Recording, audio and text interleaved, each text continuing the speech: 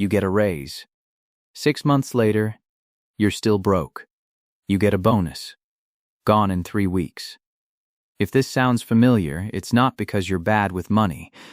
It's because of one invisible habit almost nobody talks about, and by the end of this video, you'll know exactly what it is, and the one question that fixes it. Meet 2 people. One earns $3,000 a month.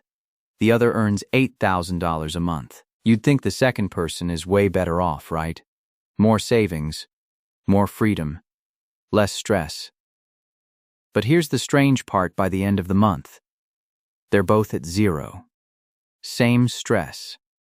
Same where did my money go feeling. Same excuses. This happens to millions of people every single month, regardless of income. And there's a name for it. It's called lifestyle inflation. Every time your income goes up, your spending quietly climbs right alongside it. Bigger apartment, nicer car, more takeout. Little upgrades that each feel small but stack up fast. Nobody sits down and decides I'm going to spend all my extra income. It happens automatically, in tiny decisions, because your brain adjusts to a new normal within weeks. Here's the part that surprises most people. The amount you earn has almost nothing to do with whether you build wealth. What matters is the gap between what you earn and what you keep. Studies on self-made millionaires consistently find something surprising. Most of them don't look rich. Regular cars. Regular houses. They kept the gap wide instead of shrinking it every time their income grew.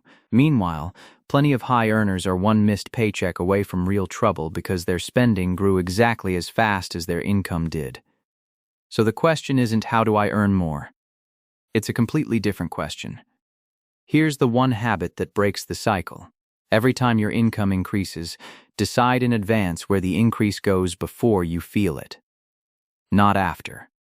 Before, the moment a raise or bonus lands, move a fixed percentage, even just 20% straight into savings or investing before it touches your everyday spending account. Your lifestyle keeps improving a little, but the gap keeps growing too, instead of disappearing. That's it. No extreme budgeting. No giving up your coffee. Just one decision, made once, that runs on autopilot from then on.